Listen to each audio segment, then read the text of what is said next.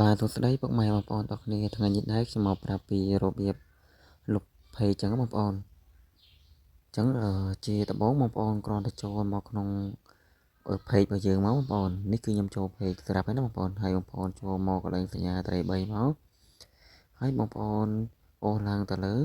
រកពាក្យថាការកំណត់និងឯកជនភាពហើយបងប្អូនចុចពាក្យថាការកំណត់មកបងប្អូនហើយមកដល់ចំណុចនេះដែរបងប្អូនយកម្លេចអូសត្រូលឡើងទៅលើតិចទៅបងប្អូនរកពាក្យថាសិទ្ធិចូលប្រើនិងការគ្រប់គ្រងអញ្ចឹងបងប្អូនគ្រាន់តែយកម្រាមដៃចុចចូលមកបងប្អូនហើយមកដល់កន្លែងនេះដែរគឺវាមាន3ចំណុចអញ្ចឹងបងប្អូនអញ្ចឹងគេឲ្យយើងជ្រើសរើសអញ្ចឹងសម្រាប់អ្វីយើងត្រូវជ្រើសរើសគឺជ្រើសរើសទី3បងប្អូនអ្នកលុបទំព័រពេលយើងជ្រើសហើយយើងចុចពាក្យថាបន្តមកដល់ចំណុចនេះដែរ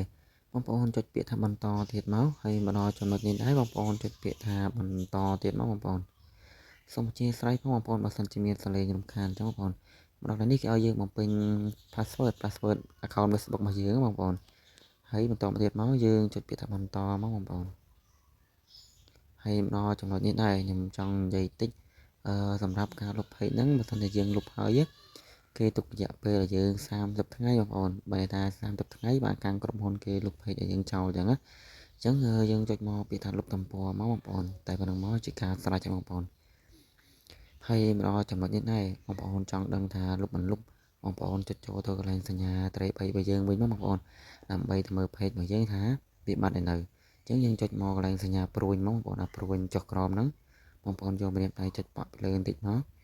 ហើយបងប្អូនក៏លេខមកមើលតើយើងបាត់ page ដែលយើងចង់លុបនៅអញ្ចឹងសម្រាប់ខ្ញុំគឺបានលុបដាច់បានទេបងប្អូនហើយឲ្យតែបងប្អូនធ្វើតាមហ្នឹងគឺដឹងតែបាន100%បងប្អូន